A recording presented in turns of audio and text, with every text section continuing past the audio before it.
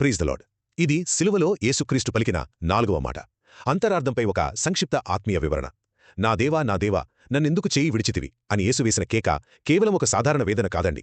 అది మానవాళి పాప క్షమాపణకై దేవుడు ముందే వ్రాసిపెట్టిన అద్భుతమైన విమోచన ప్రణాళిక అని ఈ సందేశం మనకు లోతుగా వివరిస్తుంది. మొదటిగా, ఇది ప్రవచనాల నెరవేర్పు.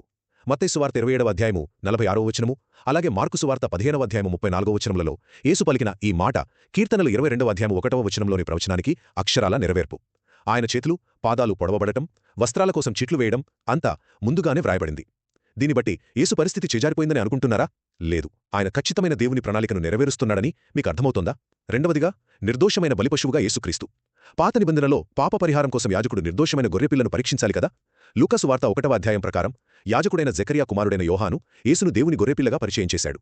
బలిపశువు అర్హతను యాజకుడు మాత్రమే నిర్ధారించగలడు.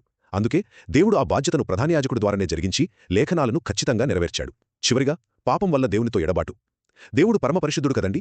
లోక పాపభారమంతా యేసుపై మోపబడినప్పుడు పరిశుద్ధుడైన తండ్రి ఆ పాపమును చూడలేక తన కుమారుని చేయి విడిచాడు. ఆ భయంకరమైన ఆత్మీయ ఎడబాటును తట్టుకోలేకనే యేసు అంత బిగ్గరగా కేకవేశాడు. ఆ బలి ద్వారానే మన పాపాలు పూర్తిగా తొలగిపోయాయి. సారాంశమేమిటంటే, దేవుడు మన పాపాలను యేసుపై మోపి ఆయన చేసిన ఆ మహాత్యాగం ద్వారా మనకు శాశ్వత విమోచనను, రక్షణను అనుగ్రహించాడు. మరింత ఆత్మీయ సమాచారం కోసం మా ఛానల్ను ఫాలో అవ్వండి మరియు దేవుని వాక్యాన్ని మీ స్నేహితులు, కుటుంబ సభ్యులతో పంచుకోండి.